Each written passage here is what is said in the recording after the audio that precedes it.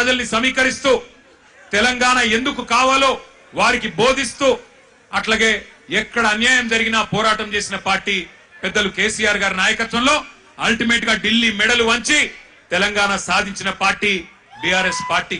అందుకే ఉద్యమంలో పుట్టిన నాయకులుగా ఉద్యమంలోంచే ప్రజాప్రతినిధులు ప్రభుత్వాన్ని ఏర్పాటు చేసిన వారుగా ఉద్యమాలంటే ప్రజా ఉద్యమాలంటే మాకు గౌరవం ఉంది. అందుకే ఆ ఉద్దేశంతోనే వాళ్ళ పిల్లలు చేస్తున్న ఈ పోరాటానికి ఉడతా భక్తిగా కేవలం వాళ్ళకు వెన్నుదన్నుగా మనం నిలబడాలి. ఇలా మన జెండాలతోని వాళ్ళ పోరాటాన్ని మలినం చేయొద్దు. మన జెండాలతోని మన రాజకీయ ఎజెండాలతోని వాళ్ళ పోరాటాన్ని మలినం చేయాల్సిన అవసరం లేదు. కానీ వారికి అండగా నిలబడి ధైర్యం చెప్పి మీ ఎంబడ మేము కూడా ఉన్నాం, మీరొక్కరు మాత్రమే కాదు అని చెప్పవలసిన బాధ్యత మన మీద ఉన్నది. నిజంగా నాకు నిన్న మొన్న ఢిల్లీలో జరిగిన సంఘటనలు చూస్తుంటే కళ్ళల్లో నీళ్లు తిరిగినాయి. మనిషి అనేవాడికి ఎవరికైనా సరే మనసు అంటూ ఉంటే ఢిల్లీలో జరిగిన సంఘటనలు చూసిన తర్వాత మనసు చలించక మానదు. పిల్లల్ని కుల్లబొడుస్తున్నారు. ఏమడిగినారు పిల్లలు? ఏం కోరుకున్నారు వాళ్ళు? మోడీ గారు కూర్చున్న కుర్చీ అడిగినరా? లేకపోతే అమిత్ షా గారు కూర్చున్న కుర్చీ అడిగినరా? లేదా ధర్మేంద్ర ప్రధాన్ గారు కుర్చీ మాకు ఈమని అడిగినరా? ఏమడిగినరు? అధికారం అడిగినరా?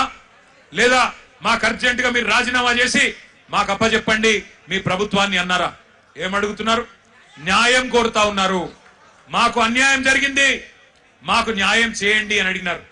విజ్ఞప్తులు చేశారు, వినతి పత్రాలు ఇచ్చినారు, దండం పెట్టారు, దరఖాస్తులు ఇచ్చినారు.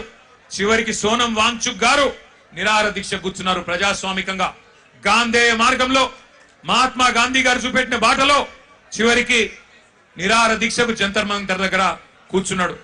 ఎట్లా అయితే పెద్దలు కేసీఆర్ గారు ఆనాడు తెలంగాణ కోసం చావు నోట్లో తలబెట్టిండో అట్లాగే ఈ పిల్లలకు న్యాయం జరగాలి, ఈ పిల్లలకు జరిగిన అన్యాయం సరిదిద్దాలి. కేంద్ర ప్రభుత్వం అకౌంటబిలిటీ రావాలి, జవాబుదారితనం ఉండాలి సిస్టంలా.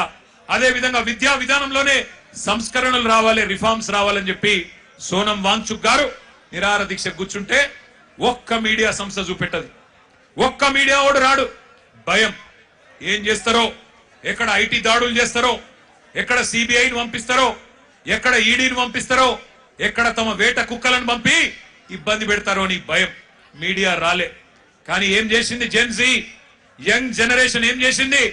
ఏ మీడియా గిడియా జాంతా నై, మా సోషల్ మీడియా ఉంది చాలు అని చెప్పి ఇవాళ దేశం మొత్తాన్ని కదిలిచ్చింది.